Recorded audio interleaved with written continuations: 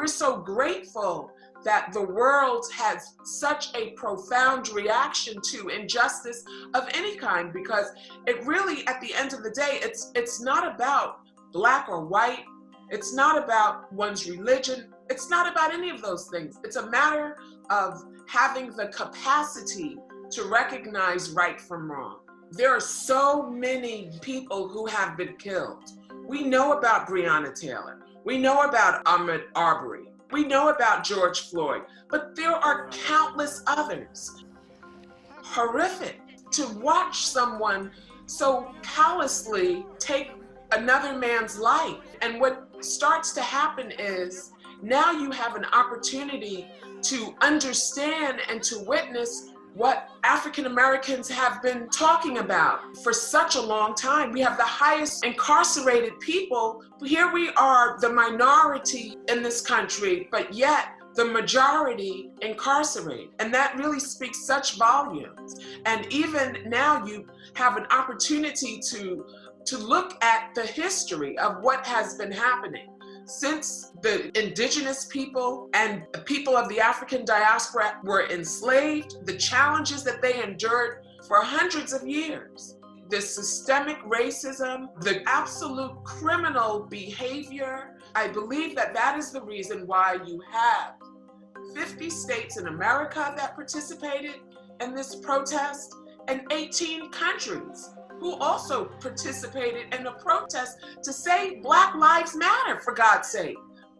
Black Lives Matter. Black Lives what? One of the reasons that I'm in education is because, I think it's extremely important that our educational curriculum is inclusive and based on historical facts. When we look at how our children are being educated, when we look at how the misinformation, the miseducation, it's retraining, re-educating, and being conscientious of the words that we use when doing so.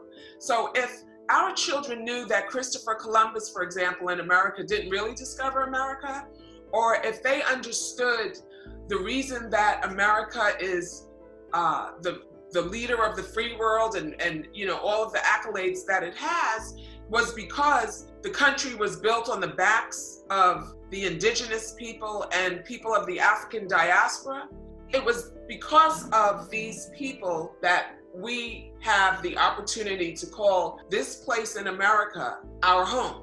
We know that the founding of civilization, rich, colorful, thriving civilizations, began in Africa. Man began there. So there's a way to write the stories and be honest so that we're honoring them instead of pitying and despising them, making sure that our children, all of our children, have the opportunity to know that they're worthy of love, that they're worthy of quality education, that they're worthy of participating in the global economy.